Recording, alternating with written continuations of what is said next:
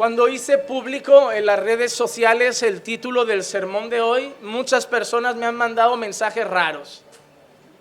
Porque el título del sermón de hoy es Nuestro dinero cuenta. Nuestro dinero cuenta. Y cuando tú llevas tanto tiempo predicando contra el evangelio de la prosperidad, cuando llevas tanto tiempo luchando contra los mercenarios de la fe, cuando llevas tanto tiempo siendo aquel incluso que da nombres y apellidos de personas que prostituyen el evangelio para hacer dinero, y de golpe publicas en internet un sermón que se titula Nuestro dinero cuenta, y que la imagen encima que hicieron por aquí fue un montón de monedas, mucha gente se ha asustado y me han llegado mensajes como: oramos para que el pastor Juan Manuel no se desvíe. Qué pena que los que parecían buenos han caído en lo mismo. Pero ni siquiera lo prediqué, vieron el título y y yo sé por qué. Porque la gente está muy lastimada. La gente de la iglesia hoy escucha palabra dinero y saca un escudo, como no, ya otro que roba. Pero, ¿saben qué? Yo no quería predicar este texto. Me hubiera encantado decir, pasamos directamente a otro pasaje. Pero estoy sujeto a la palabra. Empecé Romanos 1:1 y prediqué todos los versículos. Y no podía evitar estos porque hablaban de dinero. Lo puse en mis oraciones y dije: Señor, ¿cómo voy a estar exponiendo un sermón entero sobre ofrenda y dinero? La gente va a pensar mal. Pero es que la realidad es que no he elegido yo este pasaje. Está escrito y es el que me tocaba predicar. Y de la misma manera que cuando Pablo habló de homosexualidad no lo evitamos porque estaba escrito. O cuando Pablo habló de que tenía un pueblo escogido no lo evitamos porque estaba escrito. Si Pablo hoy habla de ofrendas, de colectas, si Pablo hoy habla de dinero, tenemos que exponerlo. Y sí, es verdad, han hecho mucho daño. Hay gente que incluso quiere ofrendar y no ofrenda porque tiene miedo de lo que se va a hacer con eso. Hay gente que ya duda de cualquier cosa que se llame ofrenda y de cualquier cosa que envuelva recursos o dinero en una iglesia. Sí es cierto que muchos han lavado dinero en la iglesia. Sí es cierto que muchos han extorsionado a las personas. Sí es cierto que muchos, aprovechando la ignorancia del pueblo, les han sacado hasta el último céntimo. Sí es cierto que personas se han enriquecido usando la fe de la gente en el nombre de Dios. Sí es cierto que pastores viven vidas de millonarios mientras gente que congrega con ellos pasa necesidad. Sí es cierto que personas roban. Sí es cierto que personas inventan, exigen. Sí es cierto que personas ponen miedo en el corazón de las personas que diezman porque les enseñan que si no son ladrones y están robando a Dios, y por no tener un problema con Dios acaban dando incluso sin entender lo que es el diezmo. Sí es cierto que muchas personas incluso ya no solamente diezman, sino que llegan a dar primicias. Que hay fiesta de las primicias, hay gente que hace hasta pactos con dinero con Dios. Sí es cierto que hoy en día el dinero y la iglesia se han hecho demasiado amigos y se predica más en los púlpitos de dinero que de Cristo. Se predica más en los púlpitos de dinero que de salvación. Pero que mucha gente esté haciendo algo mal no significa que nosotros debamos omitir una palabra que está en la Escritura. Que muchos roben no significa que todos roben. Que muchos engañen no significa que todos engañen. Y que muchos hablen de la ofrenda o del diezmo o del dinero o de las primicias para extorsionar no significa que la Biblia hable para eso. ¿Y saben qué? Yo llegué a un punto. En Caminando por Fe casi nunca se habla de esto. Hay un estudio que tenemos antiguo sobre el diezmo donde explicamos por qué en Caminando por Fe no recogemos el diezmo. Porque creemos que era un sistema tributario del pueblo de Dios, pero que en ningún momento a la iglesia del Nuevo Testamento se le pide diezmo. En ningún momento a los gentiles se les pide que diezmen, sino que ofrenden. Y tenemos un estudio bíblico sobre por qué no pedimos diezmo como algo obligatorio para la iglesia. Ni siquiera voluntario, nunca sale de nosotros decir hay que diezmar. Sin embargo, Que nosotros no hayamos hablado mucho de esas cosas no significa que la Biblia no hable de ofrendas. Y hermano, también te digo una cosa, yo espero que hoy tu corazón sea sanado. De la misma manera que tu corazón llegó lastimado por pastores malos y con los años ha sido sanado, de la misma manera que tu corazón llegó lastimado por mala doctrina y tu corazón ha sido sanado, también espero que hoy tu corazón que llega lastimado y desconfiado por esa extorsión y ese robo a lo que te han sometido en muchas iglesias, hoy también sea sanado. Y de verdad espero que en eso que tu corazón es sanado también entiendas que ofrendar es un deber y es un privilegio. Y no lo hago para que des, porque ¿saben qué pensé? Puedo hacer el sermón ahora y luego recojo la ofrenda porque su corazón estará más tocadito. Pero no he querido venir a manipularte, he querido venir a exponer la palabra. Yo ya has ofrendado, lo has dado conforme a tu corazón. Pero hoy Pablo, siguiendo el texto que venimos predicando semana tras semana, habla de una ofrenda, habla de una colecta. Así que yo quiero hacer una cosa hoy muy sencilla. Yo quiero explicar el texto, explicar por qué Pablo pedía una colecta, por qué Pablo estaba recogiendo una ofrenda, explicar para qué se estaba recogiendo, explicar qué era lo común que se hacía con las ofrendas en aquella época y luego decirte 8 cosas importantes sobre la ofrenda. Lo digo por aquellos que tienen papel y boli, porque luego diré 8 cosas importantes sobre la ofrenda. Es más, 8 cosas sobre el dinero y Dios. Así que vamos al texto para exponerlo rápido antes de llegar a esos 8 puntos. Versículos 25 y 26, Pablo dice: entendemos que Pablo nos ha enseñado a vivir como una iglesia, a vivir como cristianos, y nosotros la semana anterior, la otra, estuvimos hablando de Pablo misionero, Pablo que quería llegar a otros lugares, Pablo que quería predicar donde no había fundamento. Pablo no paraba quieto. Pablo era una persona inquieta, no paraba en un lugar, el Señor lo llevaba de un sitio a otro para seguir exponiendo el evangelio, abriendo nuevas iglesias, y ahora quiere emprender un viaje nuevo. Versículo 25 dice: pero ahora voy a Jerusalén para el servicio de los santos. Pablo ahora dice dónde va. Pablo rinde cuentas de sus viajes. Pablo explica dónde está yendo. Pablo explica a la iglesia lo que está haciendo. Y hermano, eso es algo muy importante. Hoy las personas, pastores y líderes de iglesia, se creen con libertad de hacer y deshacer lo que quieran. Miren, por ejemplo, yo si voy a viajar a un sitio, antes de decir sí, primero le digo a los hermanos de la iglesia, a los de más confianza, a los de esa junta que nos reunimos, les digo: mira, me han invitado a tal sitio a predicar, ¿está bien? Sí, ya está, siempre me dicen que sí. Pero yo tengo que rendir cuentas a la iglesia, tienen que saber qué voy a hacer, cuándo lo voy a hacer, dónde voy a estar. Porque rendimos cuentas, porque servimos a la iglesia, no somos los dueños. Y Pablo rinde cuentas de sus viajes, dice: ahora voy a Jerusalén para el servicio de los santos. La palabra santos sabemos que se refiere al pueblo de Dios, no a esos que adoran los católicos romanos. Pero ojo, que hay muchos evangélicos que hablan mal también, que dicen: yo no adoro a los santos, nadie es santo sino Dios. No, nosotros somos santos. A mí hay gente evangélica que me dice: yo no creo en los santos. Y digo: pues no crees en el pueblo de Dios, porque la Biblia los llama santos. Santos. Pablo dice que va a Jerusalén para servir a los santos, para servir al pueblo de Dios, para servir a los redimidos. Hermano, una vez has creído en Cristo, tú eres un santo del Señor. Santo no es perfecto, santo no es alguien que debe ser adorado, santo no es alguien que debe ser venerado. La Biblia dice que los santos del Señor son los separados del Señor.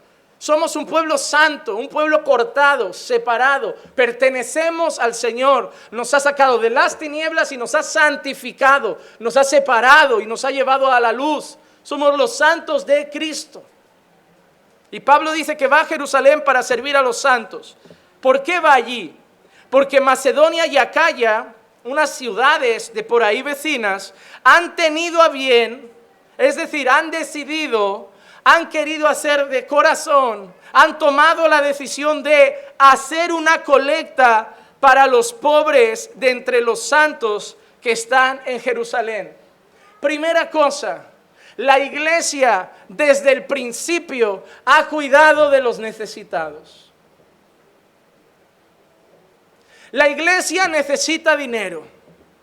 La iglesia necesita recursos que no tienen que venir de fuera, sino que tienen que venir de la propia iglesia. Y uno de los fines principales para los que se usaban los recursos en la iglesia era la necesidad de los más pobres. Pero ojo, no era una ONG, ¿eh? Quiero que entiendan una cosa, que muchas personas dicen que la iglesia debe usar el dinero para los pobres, y eso está mal. Porque Pablo y la Biblia me enseña que la iglesia usaba el dinero para los pobres de la iglesia. De la iglesia. La iglesia no es Cáritas, la iglesia no es Cruz Roja. Pablo dice que está yendo a Jerusalén, escuchen para entender, para el servicio de los santos, porque Macedonia y Acaya han hecho una colecta para los pobres, pero no acaba ahí. Para los pobres de entre los santos que están en Jerusalén. La iglesia sí se preocupaba de los necesitados de medio de la iglesia. El foco principal de la iglesia era el sustento de los necesitados de la propia iglesia. No hay nada más ridículo que una iglesia que reúne dinero para ayudar a los pobres de la calle y tiene hermanos en necesidad dentro. Es como un hombre que su hijo no tiene para unas bambas y le regala unas al vecino. Con Dios hay un orden de prioridades. Primero mi casa, la familia en la fe y luego el resto. Y hay iglesias que se empeñan en hacer obra social sin preguntar si los de casa necesitan obra social. Ninguna persona debería dar un bocadillo fuera sin antes saber que la iglesia toda tiene para sus recursos. Ninguna persona de la iglesia debería hacer una cesta de compra y llevarlo a un necesitado de la calle sin saber si alguien de casa necesita esa cesta. Una vez yo cubro las necesidades de mi familia, mi esposa y mis hijos, los segundos que vienen a mi mente son mi iglesia. Mi iglesia. Cuando a mí personas o en el trabajo antiguo de Eclesia, sus jefes les daban camisas, porque personas que trabajan aquí en España en limpieza saben que hay gente adinerada y las camisas suelen ser de marca y las tiran en buen estado. Y, hombre, yo siempre esperaba o que muriera alguien o que donaran algo. No hay nada mejor que esperar que un rico tire la ropa para ser un pobre que viste Lacoste. Oye, y toda esa ropa, Lacoste, Ralph Lauren, Dolce & Gabbana, aquí, bendición. Bendición, el pobre no compra, el pobre espera en Dios. Pero hermano, yo no podía coger eso y directamente tirarlo al container de la ropa, sin llegar a la iglesia y preguntar, ¿algún hermano necesita una ropa? ¿Algún hermano necesita unos zapatos? Por eso siempre empezábamos a hacer eso antes. Te dan unos zapatos, toma. Se me quedó pequeño un pantalón. Oye, ¿algún hermano cabe aquí? Porque la primera cosa que debe venir a nuestra mente para ayudar son nuestra iglesia. Es nuestra iglesia. Hermano, yo quiero que entiendan que al final del mensaje van a ver que para lo mínimo que se usa el dinero es para cosas materiales, como aire acondicionado, sillas y eso, pero que el dinero es necesario. Pablo está llevando una colecta para los pobres que están entre los santos. Hay gente que me dijo una vez, yo como la iglesia es así, yo doy mi ofrenda a los necesitados de la calle, no a la iglesia. Digo, pues no has entendido nada. Porque sí hay que dar a los necesitados. Sí, yo también a veces llevo alguna moneda, compro alguna comida, unos cruzanes, unas magdalenas y prefiero eso que darles el euro. Pero eso lo hago como un extra. Pero primero mi iglesia. Porque es lo que Pablo enseña. En ningún momento Pablo dice, no des a la iglesia que ya tiene mucho y da a la calle que no tiene nada. No. Hermano, eso es una rebelión contra el pueblo de Dios. Lo primero que Pablo está enseñando es que primero debe cubrir la necesidad de la iglesia, de los hermanos pobres que están entre los santos. Pablo está emprendiendo un nuevo viaje y el motivo principal es el servicio a los santos. El motivo principal es una colecta para los pobres que están en la iglesia. ¿Saben por qué? Porque en medio del pueblo de Dios hay necesidad. ¿Cómo? Gente cristiana necesitada y el éxito y la prosperidad y Dios proveerá.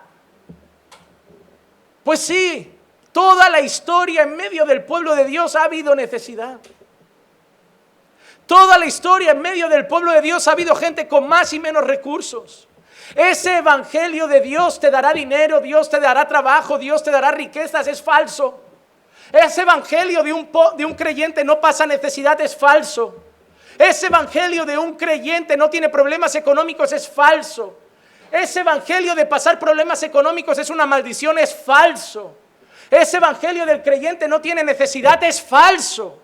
Porque desde que el mundo es mundo, desde que la iglesia es iglesia, dentro de la iglesia ha habido gente con necesidad. Y no es ni por pecado ni por maldición. Sí, muchas veces es que no administran bien y tienen que aprender. Otras veces es que son muy gastaderos.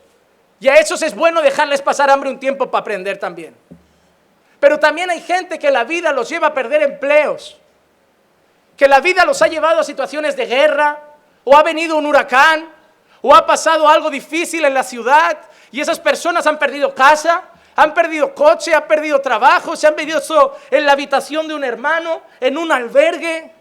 Y eso no es ser maldito y ser olvidado por Dios. Eso es la vida en esta tierra donde el pecado todavía reina. Y mientras haya pecado en esta tierra va a haber sufrimiento. Y mientras haya pecado en esta tierra va a haber dolor. Y mientras haya pecado en esta tierra van a haber problemas y va a haber necesidad. Todos somos muy moralistas. Se quema el Amazonas y llenamos Facebook de ¡ay, Notre Dame, tantos millones! Y el Amazonas nada. Tienes un pobre al lado y estás queriendo salvar el Amazonas. En tu propio barrio tienes 3 personas durmiendo en la calle y quieres salvar a los monitos del Amazonas. Primero la gente y luego los monos, ¿eh? A ver si nos volvemos menos animalistas y más humanos. Que hay gente que pasa más tiempo queriendo salvar gorilas que personas. Y ojo, que esto es la iglesia, no es Greenpeace, pero si quieres te doy la dirección, te apuntas, te coges un barquito y te vas a salvar la ballena azul. Hermano, hay que amar a los animales, pero sin perder el rumbo de las prioridades. La corona de la creación de Dios es el ser humano, pero es malvado y el animal no, sí, y aún así hay que amarlo, porque Dios no salvó, no dio a su hijo por los monitos. No dio a su hijo por los pobres, inofensivos mulas y toros del mundo. Sí, el hombre es cruel, el hombre extermina, estamos dejando el mundo sin especies, pero llenar Facebook no va a cambiar eso. Mira, cada 2 por 3 salen anuncios en la tele de que no hay que correr porque te matas, y la gente corre. Las fotos de las cajetillas de tabaco están llenas de gente con pulmones negros y podridos, y la gente fuma. El mundo entero nos ha dicho que usemos preservativo, que sea el sexo seguro, y los jóvenes abortan más que nunca. Todo el mundo quiere moralizar y no se ha enterado que el pecado del corazón no sirve de nada a las imágenes. Si Dios no cambia el corazón, el mundo es así. Tú puedes poner las fotos que quieras en Facebook, no vas a cambiar a nadie. Así que pon a Cristo en Facebook, porque es el único que cambia las cosas. El que va a salvar el Amazonas no es otro que Jesús. Si la nación entera entendiera quién es Cristo y se humillara a Cristo, la nación entera cambiaría. Hermano, Dios no nos ha mandado a moralizar el mundo, porque el mundo es inmoralizable. Nos ha mandado a predicar el evangelio, porque eso sí cambia el mundo. Eso sí cambia el mundo. No vamos a acabar con la tortura animal. Y soy el que está en contra, número 1. Yo mismo puse una foto, pero no me pasé un año haciendo esas cosas. La puedes poner para concienciar un poco, pero hay gente que vive concienciando. Y hermano, ¿sabes lo que más me duele? Gente que quiere arreglar el mundo y no tiene arreglada ni su propia casa. Gente que quiere hablar de moral y de lo mal que está el mundo. Ves su matrimonio y dices, tío, pero empieza por tu habitación. ¿Quieres ordenar el Amazonas y tu cuarto da asco verlo? ¿Quieres poner el orden, la suciedad de las aguas marítimas que están llenas de porquería y vas a tu cocina y tiene nata, está en el techo? Por favor, estamos perdiendo la lógica. Y en la iglesia con el dinero está pasando lo mismo. Queremos dar para todas las causas benéficas del mundo y tenemos un hermano en necesidad al lado. No, yo he cogido 100 euros, he hecho compra y lo he dado a necesitados de la calle. Y tienes un hermano al lado que está rogando a Dios para que su hijo coma hoy. Hermano, no empieces a caminar con Dios sin antes tener claras las prioridades de Dios. Porque las prioridades de Dios tienen que ser las tuyas. Mira, yo tengo un ser querido que yo le dije una vez, si se cayeran al mar un perrito y un humano, ¿a quién salvarías? ¿Y saben quién me dijo? Al perro. Al perro. Pero yo soy un hijo de Dios. Mira, si se cayera al mar, y ojo que el ejemplo va a ser feo, si se cayera al mar Maduro o un perro, hay que sacar a Maduro. Porque hay que seguir orando para que se arrepienta, orando para que conozca a Cristo y orando por su alma. Porque el perro es perro. Porque ser creyente es pasar por encima de mis prioridades y dar a mi corazón nuevas prioridades, las prioridades de Dios. ¿Saben cuáles eran mis prioridades antes? Mis prioridades eran: número 1, Juanma. Número 2, Juanma. Número 3, Juanma. Y número 4, a lo mejor mi madre y mi padre. Y mi hermana. Y ya. Y el resto del mundo no me importa. Cada cual que mire para lo suyo. Pero cuando conocí al Señor, mis prioridades cambian. Número 1 es Dios. Número 2 es iglesia. Número 3, mi iglesia. Y número 4, el resto. Ah, no, primero mis primos, mis tíos. No, primero mi iglesia. Primero mi iglesia. Cuando yo he estado enfermo, no me han llegado mensajes de mis primos lejanos, me han llegado mensajes de mi iglesia. La iglesia es un regalo de Dios para nuestra vida y tenemos el deber de cuidarla. Tenemos el deber de mantenerla, tenemos el deber de sustentarla, tenemos el deber de preocuparnos por ella. Por eso no podemos ser creyentes que venimos al culto y nos vamos. Nos debemos relacionar, nos debemos escribir. Hermanos, estamos haciendo el propósito de oración, mando el mensaje y a los 5 minutos todos me escriben: ¿y quiénes son? ¿Me pasas sus números? ¿Por qué no te levantas cada domingo un rato? Os miráis a la cara, os preguntáis los nombres, os preguntáis de dónde sois, quiénes sois, qué familia tenéis, cuánto tiempo llevas en el país. Tantas preguntas para hacer. ¿Qué pereza os da eso? Pero no cuesta nada decirle al pastor: ¿quiénes son? Pásame los números, que monto un grupo y oramos. No sabéis ni la cara que tiene el otro. Ese propósito de oración, ¿no habéis entendido que no se trata de orar por un nombre, sino por una persona? Que no se ora por nombre, se ora por gente. No, yo te pido por si no sé ni quién es, no sé ni qué cara tiene, no sé qué problema tiene. ¿No habéis entendido que el fin del propósito de orar es que os unáis? Que estéis más juntos, que os conozcáis más, porque la prioridad de la iglesia debe ser la iglesia. Y Pablo lo tiene claro. Pablo está llevando personalmente una ofrenda para cuidar a los santos que hay entre los pobres de su propio pueblo, de los propios cristianos, y eso no es nuevo. Gálatas capítulo 2, versículo 10. Solo nos pidieron que nos acordáramos de los pobres, lo mismo que yo también estaba deseoso de hacer. En uno de los mensajes que Pablo está dando a la iglesia de Galacia, Pablo habla de acordarse de los pobres. Incluso él dice que estaba deseoso de hacerlo. Pablo tenía gozo, sentía placer, disfrutaba de ayudar a sus hermanos necesitados. Hermanos, ¿saben qué es lo mejor de ser pastor? ¿Predicar? No. ¿Enseñar? No. ¿Saben qué es lo mejor de ser pastor? ¿Saben qué es lo que me produce más gozo al corazón? Ver a alguien que llega con un problema a mí y se va aliviado. Tú sabes que es terminar el día y decir: Señor, gloria a ti, porque hoy alguien ha salido sin peso de mi casa. ¿Sabes qué es aliviar el peso de la vida de los hombros de alguien, aunque sea un mes más? Eso da satisfacción al corazón. Eso trae gozo al corazón. Lo mejor que tú puedes querer hacer en la iglesia es servir a tus hermanos. Más que ser predicador, más que ser maestro, más que ser tesorero, más que estar en la alabanza, no hay mayor gozo para el corazón que hacer bien al prójimo. No hay mayor satisfacción al corazón que hacer bien al prójimo.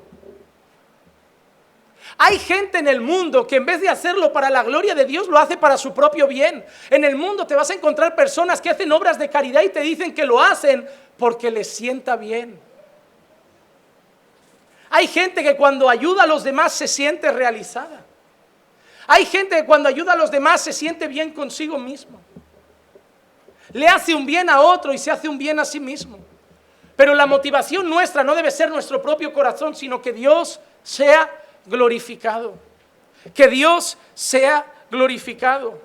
Si yo leo 1 Corintios 16, del 1 al 4, yo me encuentro a Pablo también hablando de ofrenda, cuando dice, ahora bien, en cuanto a la ofrenda para los santos, ¿para quién era la ofrenda? ¿Para los pobres de la calle? Para la iglesia. Para la iglesia. En Romanos la ofrenda era para los santos. En Corintios la ofrenda era para los santos. ¿Para qué se colectaba el dinero? Para los santos. Para la necesidad de la iglesia. La iglesia tiene necesidades. ¿Y saben quién las tiene que cubrir? La iglesia. La iglesia. En cuanto a la ofrenda para los santos, haced vosotros también como instruí a las iglesias de Galacia, que el primer día de la semana cada uno de vosotros aparte y guarde según haya prosperado. ¿Recuerdan el versículo que leyó Machón al principio? Era el Antiguo Testamento, pero la base era la misma. Tenían que dar conforme Dios los había bendecido. Si Dios no te ha dado nada, tú no puedes dar nada. Si Dios te ha dado poco, tú puedes dar poco. Pero si Dios te ha dado mucho, tú debes dar. Es así de sencillo. Pastor, ¿es el 10%, el 15%, el 5%? No, es conforme Dios te haya dado. Si Dios no te ha dado nada, no puedes dar nada. Si Dios te ha dado poco, tienes que dar poco. ¿Y saben qué? Hay mucha gente que usa la historia de aquella pobre viuda que dio todo para enseñar a los pobres que den todo. No, hermano, tienes que dar todo. Mira aquella mujer, dio todo. Dio todo. Y eso agradó el corazón de Dios. La enseñanza de eso no era que tienes que dar todo cuando tienes poco. La enseñanza de ese mensaje de Jesús es que había que dar lo mejor. Que había que dar lo mejor. La enseñanza era que los otros que tenían mucho daban sobras. Pero si tú tienes poco, no tienes que dejar a tus hijos con hambre. No tienes que dejar a tus hijos sin escuela. No tienes que decir a tus hijos, mira, este año para tu cumpleaños no hay ningún regalito porque hay que dar ofrenda. Aquel que no provee para los suyos es peor que un infiel. No gastes en exceso, claro, no le compres a tu hijo una tablet, un iPad, un iPhone y luego decir a la iglesia, no hay para ofrendar, que primero va mi hijo. Vale, una cosa es criar y otra es malcriar. Dios tiene que ser tu prioridad. Pero tenemos que dar conforme haya prosperado, para que cuando yo vaya no se recojan entonces ofrendas, y cuando yo llegue enviaré con cartas a quienes vosotros hayáis designado, para que lleven vuestra contribución a Jerusalén. Y si es conveniente que yo también vaya, irán conmigo. En Romanos, Pablo está recogiendo la ofrenda para los pobres santos de Jerusalén. En Corintios está recogiendo una ofrenda para los pobres santos de Corintios. Ay, de Jerusalén. ¿Es solo a Jerusalén que hay que ofrendar? No, pero es que es en Jerusalén donde había más pobreza. Es en Jerusalén donde había más pobreza. Y ahora explicaremos el por qué. Porque en Grecia no había muchos judíos. Pero ¿qué le pasaba a un judío de Jerusalén que conocía a Jesús? Perdía el trabajo. Lo echaban de casa. Había mucha necesidad en Jerusalén por creer en Cristo. No es lo mismo creer en Cristo en España que reconocer que Cristo es el Señor en Marruecos.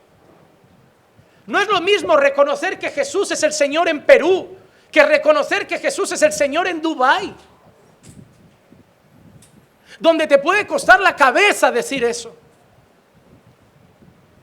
donde los trabajos siguen las leyes musulmanas y donde tú vas a llegar y la gente te dirá, mira, hay que no, yo no, no, porque soy cristiano, no quiero un cristiano, donde tienes que estar escondido, donde tu Biblia está guardada en un cajón porque nadie puede verla.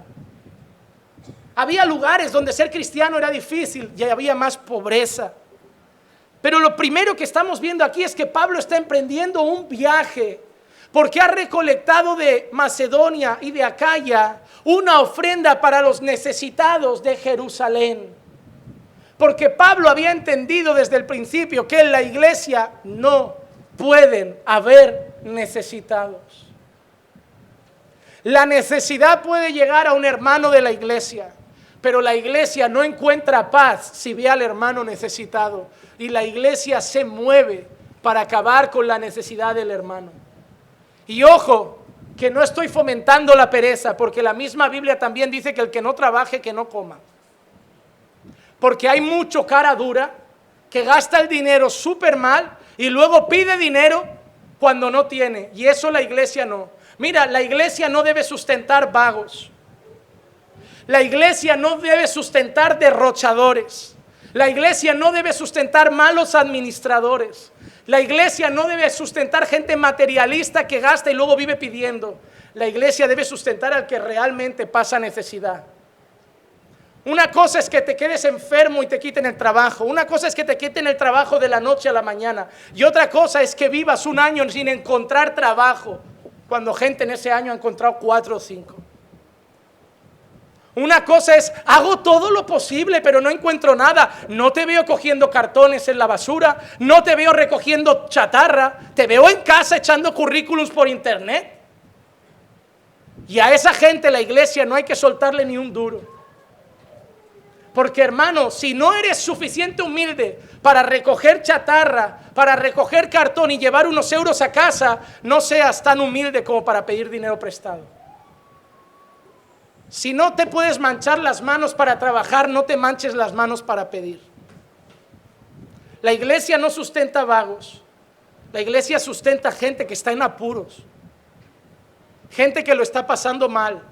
Gente que le demuestra a la iglesia que ha hecho todo lo posible para salir de ese problema y no puede. Y entonces la iglesia tiene que hacer todo lo posible para aliviar ese problema. Hay gente que llega constantemente a la iglesia. Oye, estoy en la calle, me ponéis en un albergue. ¿Quién eres? La iglesia no puede usar el dinero que se recolecta para la gloria de Dios de cualquier manera. Debe administrarlo con prudencia y con sabiduría para la gloria del Señor. Hemos tenido personas en la iglesia que han pedido ayuda y hemos tenido que decir que no porque sabemos que son vagos. Porque sabemos que piden ayuda y cuando se les ayuda y se acaba va a otra iglesia a pedir ayuda y luego a otra iglesia y viven así. Y eso la iglesia no lo puede sustentar. Pero si alguien que es de la iglesia, un miembro de la iglesia, una persona que es de buen testimonio en la iglesia, pasa un momento de necesidad, quien lo debe ayudar es la iglesia. Por eso, hermanos, ser parte de una iglesia es importante, porque eres parte de una familia que se va a ocupar de tus necesidades. Pero hay gente que solo quiere lo que puede recibir de la iglesia, pero no quiere dar nada a la iglesia. Y eso no es la iglesia. Cuando yo leo cómo funcionaba la iglesia primitiva en Hechos capítulo 2, versículos 44 y 45 dice: todos los que habían creído estaban juntos y tenían en común todas las cosas. Vendían sus propiedades y sus bienes y los compartían con todos según la necesidad de cada uno. Había creyentes necesitados en aquel tiempo. Y los que sacaban a sus hermanos de la necesidad eran los propios hermanos de la fe. ¿La iglesia necesita recursos? Sí, para que cuando un hermano tenga una emergencia podamos echar mano de algo y ayudarlo.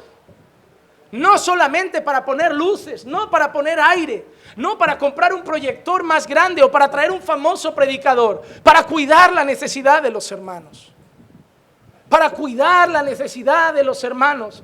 Hay iglesias que gastan 6-7 mil euros en organizar una conferencia y no son capaces de gastar 500 en ayudar a un hermano necesitado. Eso no es lo que debe hacer la iglesia. ¿Por qué había gente necesitada y por qué sobre todo en Jerusalén? Por 2 motivos. Y yo quiero que lo sepas, un poco de historia bíblica. En primer lugar, porque creer en Jesús era ser rechazado por los judíos. En Jerusalén, si te convertías, acababas siendo rechazado. Y hasta hoy en muchos lugares, al convertirte, te vuelves rechazado. Mira, Juan capítulo 9, versículos 34 y 35. Respondieron ellos y le dijeron: tú naciste enteramente en pecados, ¿y tú nos enseñas a nosotros? Y lo echaron fuera. Jesús oyó decir que lo habían echado fuera y hallándolo le dijo: ¿crees tú en el Hijo del Hombre? Jesús acababa de sanar a un ciego. Y ese ciego va a contarlo. ¿Y qué hacen los judíos cuando recuentan que Jesús lo ha sanado? Lo echan de la sinagoga. Lo echan de la sinagoga. No aceptan su testimonio, no aceptan el milagro de Jesús, porque el judío estaba enfermo de cólera, el fariseo estaba rabioso al ver que multitudes estaban siguiendo a Jesús y propios judíos estaban creyendo en Jesús como el Mesías. Cuando yo leo Juan 9, pero el versículo 22, mira qué pasa. Los padres del ciego, sus padres dijeron esto porque tenían miedo a los judíos. Tenían miedo a los judíos, porque los judíos ya se habían puesto de acuerdo en que si alguno confesaba que Jesús era el Cristo, fuera expulsado de la sinagoga. Cuando el hijo llega viendo a los padres: papá, mamá, que ya veo, voy a contar a la sinagoga que Jesús me ha sanado, que Jesús es el Mesías, que Jesús es el Cristo. Sus padres tuvieron miedo de los judíos, porque sabían que los judíos habían hecho un trato, que cada vez que apareciera alguien diciendo Jesús es el Señor, lo echaran de la sinagoga. Hermano, que te echaran de la sinagoga, ser un apestado del pueblo, te daba mala reputación. Nadie te quería dar trabajo, nadie quería estar contigo, tu propia familia te podía llegar a despreciar, y por eso muchos caían en necesidad. Por eso muchos cristianos convertidos en Jerusalén hablaban con Pablo, mandaban cartas a las iglesias diciendo: aquí en Jerusalén la familia nos ha abandonado, no nos dan trabajo, y hacían colectas para que no pasaran hambre. Pero ellos eran necesitados por causa de Cristo, no por causa de la pereza. Y muchos también fueron necesitados porque no solo tuvieron fe en Cristo, sino que también hubo una hambruna en Jerusalén. Si yo leo Hechos capítulo 11, versículo 27 al 30, yo leo lo siguiente: por aquellos días unos profetas descendieron de Jerusalén a Antioquía, y levantándose uno de ellos llamado Ágabo, daba a entender por el Espíritu que ciertamente había un gran hambre en toda la tierra. Y esto ocurrió durante el reinado de Claudio. Los discípulos, conforme a lo que cada uno tenía, determinaron enviar una contribución para el socorro de ¿quién? Había una hambruna, ¿dónde? En toda la tierra. Pero los discípulos mandaron una ofrenda para a los del mundo, que los cuide el mundo, y a los de Dios, los de Dios. Qué feo. No, podemos ayudar fuera, pero la prioridad era cuidar a los hermanos. Es así de sencillo. Si tu vecino cae al agua y tu hermano cae al agua y solo puedes salvar a uno, ¿me vas a decir que salvas a tu vecino? Aunque tu hermano sea malo, aunque te pelees cada día con tu hermano, aunque os tiréis de los pelos cada mañana, te tiras a salvar a tu hermano. Pues es exactamente eso. Había una gran necesidad. Pero hermanos, no tenemos dinero para salvar a todos. Tenemos que tener prioridades. Y nuestra prioridad deben ser nuestros hermanos. Hermanos, la iglesia no puede ayudar a todo el mundo. La iglesia no puede dar casa a todo el mundo. La iglesia no puede acabar con el hambre de todo el mundo. Pero puede hacer su granito de arena. Y la prioridad debe ser los de casa. La prioridad debe ser los de casa. Antes de recibir algo y preguntar fuera quién lo necesita, pregunta a la iglesia: pastor, ¿hay alguien de la iglesia que lo necesite? Mira, hace no mucho tiempo el pastor Marcos llegó con un montón de cartones de leche, ¿verdad? Y hubo un jueves que parecía rifa de leche ahí abajo. Pero ¿quién pensó primero? La iglesia. Oye, le hará bien a los padres, para los bebés, a los que tienen niños que beben mucha leche. A mí 2 cartones de leche me duran un mes, hermano. Pero a los que tienen niños, 2 cartones de leche le duran una mañana. Yo estoy viendo cómo crían a los hijos y cuánto gastan en leche. Yo creo que compraré una vaca en vez de leche. Creo que si empiezo a comprar hoy un ternero cuando el niño nazca y tenga la vaca, yo le amorro el morro ahí abajo, hermano, y digo: sáciate, hijo mío. Sáciate. Y más puro que eso no hay. Porque lo del súper ahora es agua con polvo. No es ni leche y lo sabemos. Nos engañamos creyendo que bebemos leche, pero hermano, eso es líquido blanco. Eso es líquido blanco. Yo he bebido leche de la buena.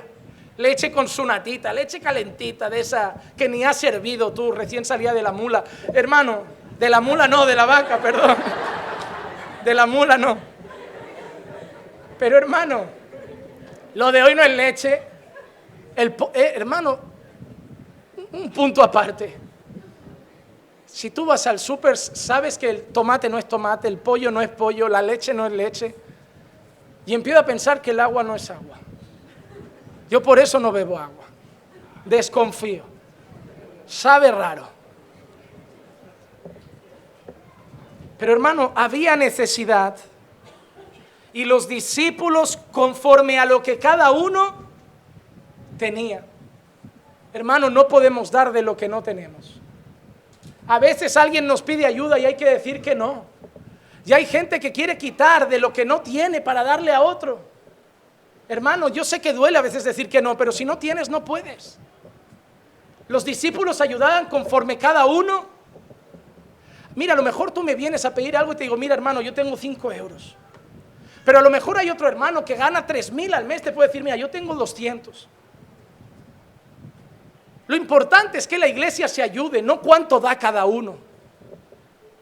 Mire, cuando nosotros pensamos en misiones, que lo hablaremos en la reunión de miembros, nosotros diremos: hermanos, ¿quién quiere colaborar con misiones? Y mucha gente querrá. Habrá gente que dirá: pastor, yo puedo dar 20 al mes.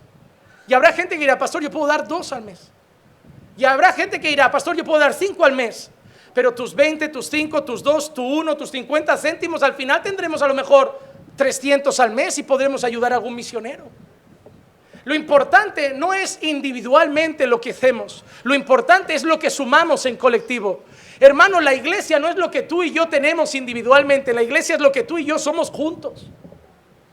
Yo no soy una persona aparte de la iglesia. Yo no tengo un ministerio llamado Ministerio Juan Manuel Vaz de predicación y enseñanza. No, yo soy Juan Manuel Vaz, pastor de la iglesia Caminando por Fe. Y en esa iglesia yo sirvo con los dones que Dios me ha dado. Yo sirvo de la manera que Dios quiere usarme. Pero la iglesia funciona cuando todos los dones se ponen en común. Cuando todo se junta. Hermano, tú no puedes quitarle el hambre a ningún hermano de la iglesia, pero nosotros juntos podemos. Si hoy en esta iglesia, en esta sala, hay un hermano que no tiene para comer la semana que viene, tú no puedes hacerle la compra. Pero ¿qué pasaría si todos pusiéramos 1 euro? Le hacemos la compra del mes. ¿Y lo hemos hecho con cuánto? Con 1 euro. A veces creemos que para ayudar se necesita mucho. Lo que para ayudar se necesita es mucha gente, no mucho dinero. Miren, la iglesia no es un lugar donde unos pocos hacen mucho. La iglesia debería ser un lugar donde todos hacen mucho, con un poquito de cada uno. Hermano, yo quiero que hoy rompa Dios la tacañería de tu corazón. Yo quiero que no quieras dar 50 para una cosa, pero que 10 para una, 5 para otra, 2 para otra, y ayudes a muchas cosas. Porque granito a granito podemos hacer tan bien a los hermanos. Tan bien a los hermanos. Y así lo hicieron, mandándola a los ancianos por mano de Bernabé y Saulo. Romanos 15:27. Sí, tuvieron a bien hacerlo, y a la verdad que están en deuda con ellos, porque si los gentiles han participado de sus bienes espirituales, también están obligados a servir a los santos en los bienes materiales. Pablo dice no solo que lo tienen que hacer y que lo hicieron de buena voluntad, sino que están obligados. Y mira lo que dice Pablo: ellos disfrutaron de sus bienes espirituales y ahora tienen la obligación de ayudarlos con sus bienes materiales. ¿Qué recibieron los gentiles espiritualmente hablando de Jerusalén? El evangelio. Allí llegaron los discípulos de Jesús, allí estaban los apóstoles, allí se derramó Pentecostés, se derramó el Espíritu Santo, allí pasó todo y de allí se expandió a los gentiles. Ellos recibieron el evangelio, conocieron a Cristo, recibieron la palabra y ahora tenían una deuda pendiente con esa nación y con los hermanos que estaban pasando necesidad, ayudar al menos materialmente. Cuando tú has recibido tan bien espiritual de alguien, no te cuesta nada ayudarlo también materialmente. No, la iglesia es algo espiritual, no, mientras estemos en esta tierra, la iglesia también necesita cosas materiales. Cuando estemos en la eternidad ya está, hermano, cuerpo glorificado. No habrá pecado, no será lo mismo, pero en esta tierra necesitamos cosas materiales. Cosas materiales. Pero Pablo dice, tuvieron a bien hacerlo. Significa, quisieron hacerlo de voluntad propia. Les nació hacerlo. ¿Qué dice Pablo en 2 de Corintios 9:7? Cada uno dé como propuso en su corazón, no de mala gana ni por obligación, porque Dios ama al dador alegre. Y termina Pablo diciendo, versículos 28 y 29 del capítulo 15, así que cuando haya cumplido esto y les haya entregado esta ofrenda, iré a España, llegando de paso a veros. Y sé que cuando vaya a vosotros, iré en la plenitud de la bendición de Cristo. Resumen rápido de los versículos de hoy. Pablo desea entregar una ofrenda en Judea. Pasa por Roma con la bendición de Cristo y con el evangelio. Y con la ayuda de Roma luego quiere llegar a España para compartir también allí el mensaje del evangelio. ¿Qué debemos comprender con estas cosas? Número 1, la iglesia necesita sustento material. La iglesia necesita recursos. Hermanos, si hoy tú te plantas y dices, yo ya no doy dinero a la iglesia, ¿dónde congregamos? Y sí, se te va a llenar mucho la boca diciendo, no, la iglesia se reunía en el desierto. ¿Dónde hay desierto? No son los mismos tiempos. Ya no te puedes ir a un monte debajo de un pino y congregar 200 personas en piedras. Hermano, hay gente tan necia que quiere vivir la época de Jesús. No, la iglesia debería ser así. Jesús predicaba por el camino. Jesús no predicaba en templos. Se te llena la boca para dar lecciones de moral de cómo lo hacían Jesús y los apóstoles y tú no haces nada, pero bien que vas al cine, bien que te maquillas, bien que vas a la playa y no se te llena la boca para decir que eso no lo hacían. Solo para lo que te interesa. Tienes la cara muy dura tú. No, hermano, si Jesús pudiera predicar aquí lo haría. La cuestión era predicar. Predicar, y sí, si nos echan predicaremos en un parque. Pero no vivimos en los tiempos de Jesús. Si predicamos en un parque va a venir la policía. Nos va a decir que hacemos tantos juntos. Nos va a mandar a casa. Y aquí tenemos libertad. Pero vivimos en un tiempo que esto tiene un costo. La iglesia necesita recursos.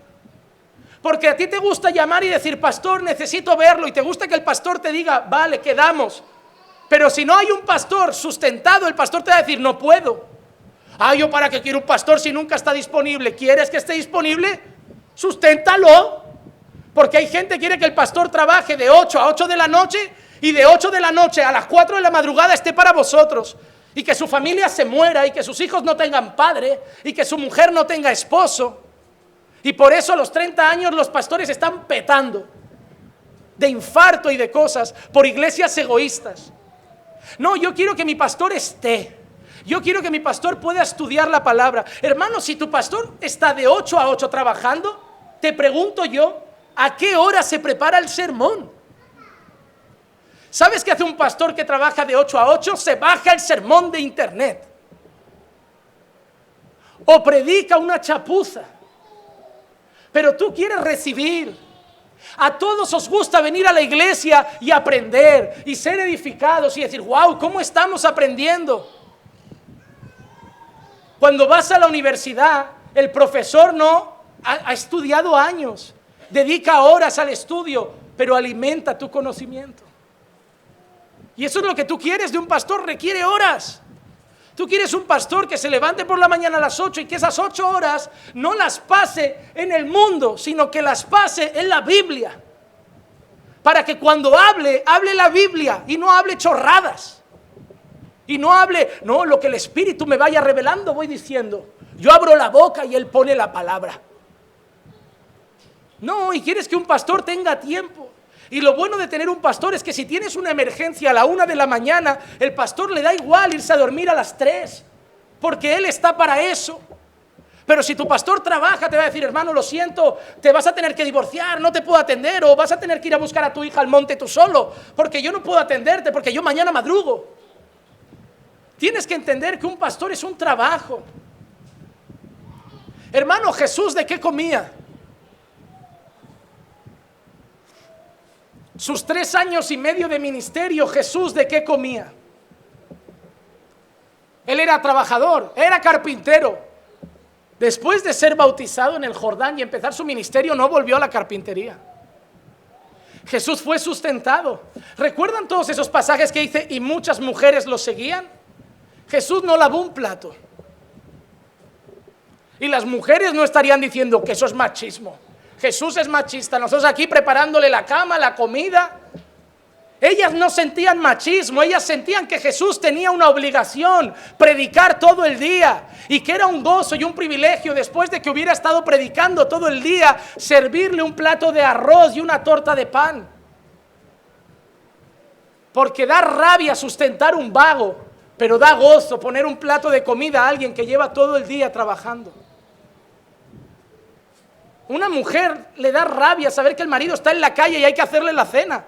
Pero una mujer no se siente mal cuando el marido llega de trabajo por la noche. Se siente feliz de ponerle un plato, se lo ha ganado. El que no trabaja, que no coma, pero el trabajador, el obrero es digno de su salario. Y miren, esta es la pregunta clave. ¿De qué vivía Pablo? Y ahora algún listo dirá, de hacer tiendas. No, en la Biblia pone que él las hacía. Pablo dijo que en algún momento, para no ser carga a la iglesia, tuvo que hacer tiendas por no pedir. Pero también Pablo dice, aunque estaba en mi derecho de pedir sustento, yo no quise para que nadie me echara en cara, sino que Pablo dice que era su derecho. Pero solo Pablo hizo eso, ningún otro apóstol lo hizo. Todos eran sustentados por la iglesia. Pablo lo hizo porque había mucha gente chismosa como hoy diciendo, es un vago, es un vago. Y dijo, mira, me calientan tanto la cabeza que voy a trabajar para que no me tengan que dar un duro. Pero el mismo Pablo que dice eso, también dice que eso no debería ser siempre así, porque él mismo dice que el obrero es digno de su salario, y él mismo dice que para todo lo que necesité, la iglesia le dio, y él mismo dice que muchas veces recibió de la iglesia mucho más de lo que necesitaba. Pablo era sustentado, solo que en ocasiones no llegó suficiente sustento, y para no ser una carga se puso a trabajar. Y yo entiendo eso. Si la iglesia no puede sustentar un pastor debe trabajar. Pero te digo una cosa, si tú dejas a tu pastor 8 o 10 horas en el mundo, el que más pierde no es tu pastor. El que más pierde eres tú. Hermano, si yo vuelvo 8 o 10 horas a trabajar al mundo, voy a ganar más que aquí. te lo aseguro. Para algo se estudió una carrera. Ganaré más que aquí. Volver a trabajar al banco, ganaré más que aquí. Y menos dolores de cabeza, porque tendré la excusa para decir, ahora no puedo estar tanto por la iglesia. Pero tú saldrás perdiendo. Porque mucha gente dirá, ay, ahora el pastor solo está predicando una vez al mes. No tengo tiempo, porque yo chapuzas no voy a dar. Entonces haremos un calendario de rotaciones de predicación. Ay, es que el pastor ahora nunca está disponible para quedar, claro, trabaja y el poco tiempo que tiene prioridades y lo primero es su casa. No te pienses que va a salir del trabajo para darte a ti su tiempo cuando tiene una esposa. Ah, es que un pastor tiene que vivir para Dios y para la iglesia. Para Dios, su mujer y la iglesia. Los que salen perdiendo son la iglesia. La iglesia debería entender que sustentar a sus pastores no es solo un deber, sino que es un privilegio. Miren, para los que llevan más tiempo caminando por fe, no hay que ser muy listo para darse cuenta que la iglesia ha crecido más desde que estoy contratado por la iglesia. La iglesia está más alimentada, más atendida, con el pastor más disponible y con más tiempo para invertir en el reino. La iglesia se ha multiplicado en menos de un año. Porque un pastor que tenía 3 horas para dar a la iglesia ahora tiene 10 cada día. Sí que es verdad, y lo vuelvo a decir, hay mucho vago que es sustentado, se levanta a las 11 de la mañana, se toma el cafecito con uno, come con otro, merienda con otro, cena con otro, y esa es su vida. Pero te estoy diciendo que porque algunos hagan cosas malas no significa que todos sean así. Y si tú desconfías, te animo a hacer 2 cosas. Número 1, preguntar a mi esposa cómo vivo en casa. Tienes todo el derecho a preguntar a mi esposa cómo organizo mi tiempo, y ella misma te dirá cuántas horas estoy estudiando. Y número 2, ven a casa un día si quieres. Te levantas conmigo por la mañana y pasas un día conmigo para ver cómo es mi jornada. No tengo nada que esconder. ¿Cómo, No me la voy a dar de espiritual. No como, no. Tú me has visto, claro que como. Tengo que comer menos. Pero no tengo nada que esconder. Hermanos, muchos han hecho daño al ministerio. Muchos han deshonrado el llamado pastoral, pero ser pastor es un trabajo. Es un trabajo.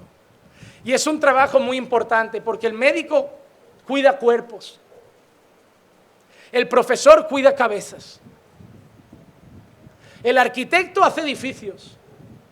Pero nosotros cuidamos almas. Y eso no es poca cosa. Porque tenemos muchos enemigos en nuestro trabajo. Tenemos el pecado que incomoda, tenemos el mundo que incomoda y tenemos a Satanás que no quiere que las cuidemos y nos tortura día y noche. Y necesitamos tiempo para estar defendiendo nuestra vida en oración, para estar defendiendo nuestra casa en oración, para estar con un testimonio limpio y pasar horas de rodillas y horas con los ojos en la Biblia, para llegar un domingo y no hablar palabras, hablar lo que dice la Escritura. Hermanos, y ahora en estos últimos 10 minutos, tengo 1 minuto por punto, y eso ya va a ser un milagro. Lo voy a intentar. 8 principios sobre el dar y el contribuir en el pueblo de Dios. Número 1, para los que creen en el diezmo, deberían entender que habían varios diezmos, no uno. La primera cosa que yo les diría para esos que creen y piden el diezmo es que habían varios. La gente no daba solo el 10% del mes, daba mucho más. Habían varios diezmos. Deuteronomio capítulo 26, 12 y 13 dice: cuando acabes de pagar todo el diezmo de tus frutos en el 3er año, el año del diezmo, había un año del diezmo, entonces los darás al levita, al forastero, al huérfano y a la viuda, para que puedan comer en tus ciudades y sean saciados. Y dirás delante del Señor tu Dios: he sacado de mi casa la porción consagrada y también la he dado al levita, al forastero, al huérfano y a la viuda, conforme a todos tus mandamientos que me has mandado. No he violado ni olvidado ninguno de tus mandamientos. Cogían el diezmo. Ellos no solo daban el 10% mensual, sino que había un año que también se recogía el 10% del año. Mira, si tú estudias Levítico, Éxodo, estudias Número, tú vas a ver que el diezmo al final de todo era un 23%. Había un diezmo que era un 10% cada mes, había otro que era un 10% anual y otro que era un 3%. Al final era un 23%. Y el fin del diezmo era el levita, el forastero, el huérfano y la viuda. ¿Por qué? Porque así se manejaba la ciudad. ¿Sabe qué era el diezmo? Eran nuestros impuestos que sustentaban a los gobernadores y que daban ayuda social a los necesitados. Eran nuestros impuestos de hoy, solo que en aquel tiempo ellos eran un país, una nación, y eran sus impuestos, era su IVA, era su IRPF, eran sus cosas. No era algo que solo iba al templo, era algo para la nación. Sustentaban a los levitas, que era una nación teocrática, era una nación, no era una democracia, no era una dictadura, era una teocracia. Los que gobernaban eran los que cortaban el bacalao, eran los levitas, y eran sustentados. Habían patriarcas. Entonces, hermano, el diezmo no es para nosotros hoy, porque nosotros no diezmamos para la nación.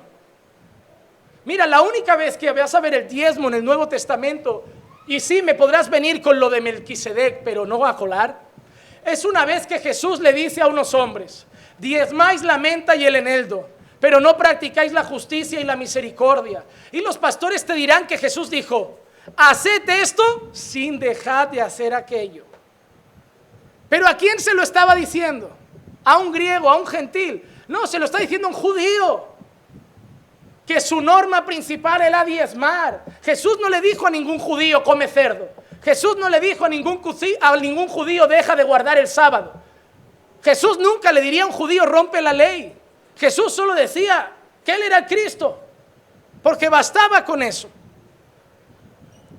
Pero no, cuando ves la iglesia, cuando ves los gentiles, no vuelve a aparecer la palabra diezmo. Pablo en todas sus cartas habla de ofrendas y de colectas, nunca de diezmo. Así que bíblicamente la iglesia tiene la obligación de dar un 10%, no. No hay justificación bíblica para que la iglesia haga eso. Y si tu pastor, porque a lo mejor eres visita, te dije que es obligatorio, le dices si come cerdo, le preguntas si come camarón, le preguntas si cuando su mujer tiene la regla la echa de casa hasta que se purifique y vuelva, porque si vamos a hacer lo del diezmo de los judíos, hagamos todo, porque solo les interesa esta parte de los judíos. Pero bien que se comen la chuleta de cerdo luego. No, hermano, si quieres coger el diezmo porque somos ahora judíos, pues hagamos todo. Empieza a congregar el sábado, ponte tu gorrito, haz tu sacrificio de vacas, de ovejas, no comas cerdo, no comas camarón. Cuando tu mujer tenga la regla la echas de casa. Se acabó usar ropa 50% algodón, 50% poliéster, porque eso también estaba prohibido. O 100% algodón o 100% poliéster, porque no se podían unir tampoco telas. Te empiezo a decir normas, porque más de 300, Pero la del diezmo nos gusta, porque nos llena el bolsillo. Y en los púlpitos, desgraciadamente, la raíz de todos los males es el amor al dinero. Porque a mí hay pastores que me dicen: no, si yo lo entiendo, pero si le dices a la iglesia que no es obligatorio, ¿qué? Si la iglesia entiende lo que debe hacer por la iglesia, no hay que obligarle a nada, van a hacer de su corazón. Lo que no puedes hacer es engañarla con miedo. Y si la iglesia no sustenta, se cierra. Y cuando estemos en la calle les decimos: oye, esto no es gratis.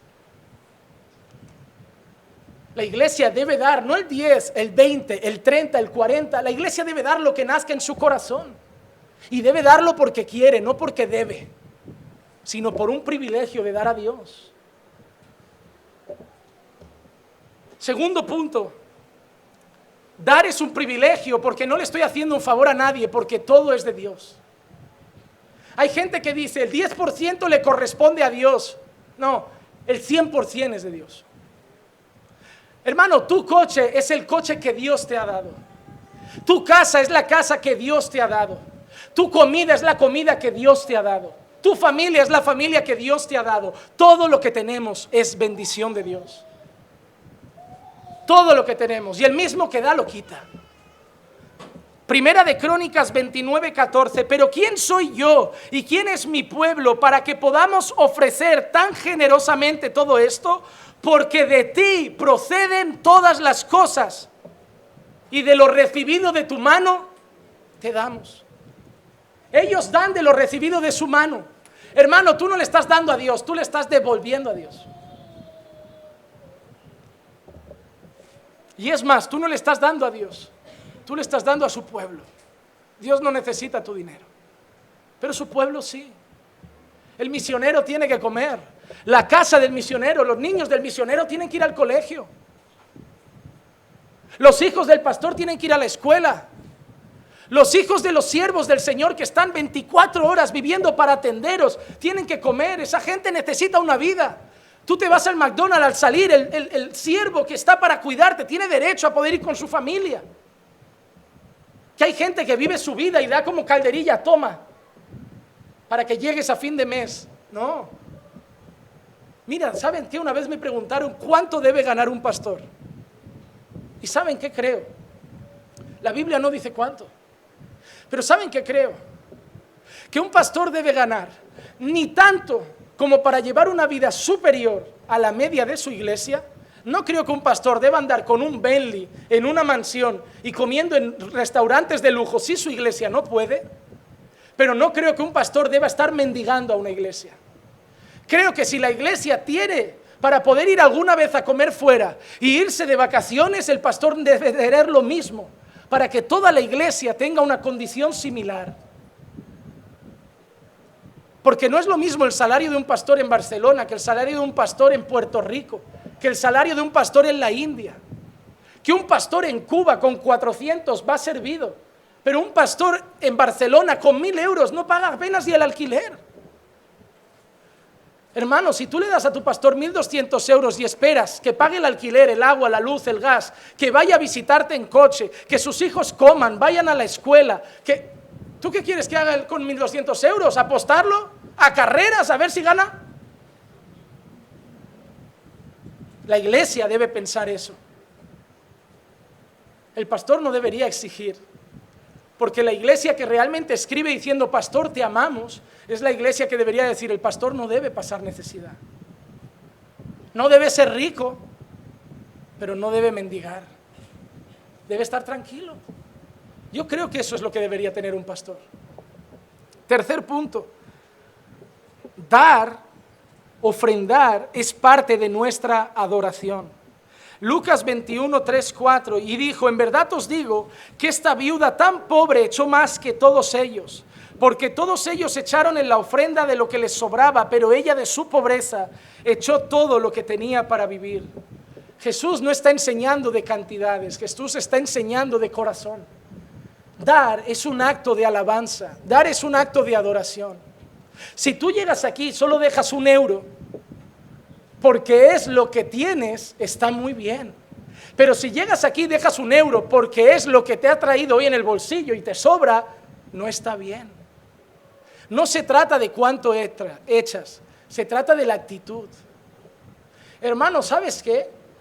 La gente invitada lo entiendo, pero los miembros no deberían recoger el sobre el domingo cuando se habla de la ofrenda. Deberían hoy llevárselo a casa y ya venir al culto con su sobre preparado. Porque la ofrenda no se busca antes en medio del culto. La ofrenda se prepara de corazón en casa. Señor, me has bendecido y yo quiero dar esto para tu gloria voluntariamente. Tenemos el complejo de las misas, pasando el cepillo. Pero eso no es la ofrenda. Eso son limosnas. La ofrenda es un acto de adoración a Dios. Número 4, se debe ofrendar en proporción a las ganancias. Primera de Corintios 16:2, que el primer día de la semana cada uno de vosotros aparte y guarde según haya prosperado. Si tú ganas 3.000 euros al mes, tú no puedes dar lo mismo que el que gana 1.000. Pues ¿sabes qué? Hay gente que gana 1.000 que da 100 y hay gente que gana 3.000 y da 50. Eso no es ofrendar, hermano. Hay que dar conforme Dios nos ha bendecido. Hermano, si Dios te da mucho, dale mucho. Si Dios te da poco, dale poco. Dale conforme Dios te haya dado. Quinto punto, no es pérdida, sino inversión en la obra de Dios. Hermano, lo que tú estás haciendo es invertir en la obra de Dios. Segunda de Corintios 9:6. Por eso te digo, el que siembra escasamente, escasamente segará. Y el que siembra abundantemente, abundantemente segará. Y hermano, déjame decirte algo, eso no está hablando de ti mismo, no está hablando de que si tú das mucho, recibirás mucho. Está hablando de que si tú contribuyes mucho, vas a hacer mucho bien. Si yo doy 500 euros al mes a las misiones, si yo ofrendo voluntariamente a las misiones en abundancia, yo voy a sustentar 2, 3 misioneros, yo voy a recibir mucho, voy a recoger mucho de lo que he sembrado. Y esto no es algo egoísta de da para que Dios te dé mucho. Eso es da para que Dios haga mucho con lo que tú das. Por eso debes ser sabio en dónde das tus ofrendas. Dalas donde sepas que se usa para la gloria de Dios. Número 6, debes sentirte feliz de poder contribuir. Segunda de Corintios 9:7, que cada uno dé como propuso de su corazón, no de mala gana ni por obligación, porque Dios ama al dador alegre. Tienes que sentirte dichoso de dar. Cuando tú das en la ofrenda es porque te piden o porque amas dar. Porque deberías sentirte dichoso. Dichoso de poder dar. Dichoso. Es un privilegio dar a Dios. Yo he estado en momentos sin trabajo y me dolía no poder ofrendar. Porque me siento dichoso al contribuir en la causa del Señor. Número 7, la ayuda que la iglesia necesita va mucho más allá del dinero. No todo se reduce a dinero. Podemos ofrendar cosas que no son dinero. Santiago 2:15 y 16. Si un hermano o hermana no tiene ropa y carecen de sustento diario, y uno de vosotros le dice, id en paz, calentaos y saciaos, pero no le dais lo necesario para su cuerpo, ¿de qué sirve? Hermano, una ofrenda puede ser ropa. Una ofrenda puede ser ir al Primark y comprar 4 camisas y dársela a un hermano. Una ofrenda puede ser un par de zapatos. Una ofrenda puede ser una cesta de la compra. No todo es dinero. Y número 8, todo lo que tú tienes es una bendición. Y el fin de que Dios te bendiga es que tú bendigas a otros. Dios no te bendice para que seas más rico. Dios te bendice para que hagas más bien a los demás. Segunda de Corintios 9:8. Y Dios puede hacer que toda gracia abunde para vosotros, a fin de que teniendo siempre todo lo suficiente en todas las cosas, Dios te da para que tengas todo lo suficiente. Dios no te da para que te compres un yate. Dios no te da para que te compres 2 casas en Miami. Dios te da para que tengas lo suficiente. Jesús nunca pidió un coche más grande ni 4 casas. Jesús pidió el pan de cada día. Y hay muchos creyentes pidiendo 4 o 5 casas, un imperio. Y el creyente debe estar contento con lo necesario, teniendo que comer y que vestir, da gracias. Pero Jesús dice que Dios nos da todo lo suficiente, pero nos da incluso más, para que la gracia abunde para vosotros. Nos da más de lo suficiente. Hermano, déjame decirte una cosa. Algunos este mes habéis salido a pasear con la familia, algunos habéis comido en el McDonald's, algunos habéis comido en algún restaurante, eso es más que lo suficiente. Algunos se os llena la boca diciendo en España la cosa está difícil y te lo hacen desde un restaurante. Difícil es el que no puede comer casi ni en casa y tú estás en el McDonald's. Tenemos más de lo necesario. Tú sabes que es lo suficiente, una camisa para cada domingo. Y tenemos una para cada día casi. Lo suficiente es un par de zapatos y tenemos 2 o 3. Y de las mujeres no hablamos. Que parecen 100 pies, hermano. Tú has abierto el armario de una mujer cayéndose todo y lo mira y dice, ay, no tengo nada para ponerme. ¿Nada para ponerte? ¿Nada que no te hayas vestido ya? ¿Y cuándo hay una boda? A mí me tiemblan las piernas. No me gusta que la gente se case, me sale caro. La mujer no repite vestido. Y encima las novias tienen la manía de querer vestirles diferente. No, todas tienen que venir vestidas así. Me toca a mí comprarle un vestidito para tu boda. ¿De qué color tiene que ser? Lila. Cogemos el que tiene blanco y le pinto de spray, hermano. Hermano, tienes más de lo que necesitas. Tienes una tele y además tienes una tablet, tienes un móvil. Tenemos muchos coches. Tenemos camisas, pantalones. Salimos, nos podemos comprar un heladito con la familia, aunque sea de €1 en el McDonald's. Tenemos más de lo que necesitamos. Y no es para vivir cada vez mejor, es para poder compartir con los demás. Porque dice que Dios nos da todo eso para que abundéis en toda buena obra. Hermano, Dios no te ha dado mucho para que te vayas solo al McDonald's. A lo mejor te ha dado para que le digas a un hermano, hermano, te invito, vente. Porque es un hermano que cada vez que la gente sale, tú notas que mira de lejos como diciendo, no, yo no voy. Porque le duele decir, no puedo ir. Y hermano, ¿sabes? Eso nos debería doler y decir, hermano, vente, no te voy a comprar un menú de 30 euros, pero una hamburguesa, unas patatas y una cola. Yo quiero que estés con nosotros. Nos gastamos desayunando 5 euros en un bocata, una Coca-Cola y un café. Y no podemos ayudar a nadie. Hermano, yo termino con 2 cosas solo para tu corazón hoy. Muchos te han robado y han usado el dinero en la iglesia para hacer mal. Pero la bendición de Dios material en nuestra vida es para hacer bien. Y que muchos hayan robado no significa que ahora no debas dar. Cúrate de las heridas del pasado y empieza a confiar que ahora das, pero das de corazón porque nadie te está obligando. En todo el sermón no te he dicho que tienes la obligación de dar tanta cantidad. Solo te he dicho que es un privilegio dar a Dios. Y en segundo lugar, hermano, cúrate también de la tacañería. Porque muchos no dan con la excusa de las iglesias malas, porque en el fondo son tacaños que aman el dinero. Así que hoy examina tu corazón. Si te han herido en una iglesia del pasado, estás en una iglesia que no te exige nada. Ya puedes dar conforme a tu corazón. Pero si no estás dando porque hay tacañería en tu corazón, arrepiéntete, porque Dios te ha dado para que compartas. Iglesia, nos debemos cuidar. Que un día podamos decir que entre nosotros no hay ningún necesitado. Que nadie de esta iglesia se vaya una noche a cenar a la cama sin haber comido ese día. Que nosotros nos cuidemos y por favor, sed humildes para también pedir ayuda. Que hay gente que dice, hay hermanos pasando necesidad. Si el hermano es soberbio y no quiere pedir ayuda, no tenemos la culpa.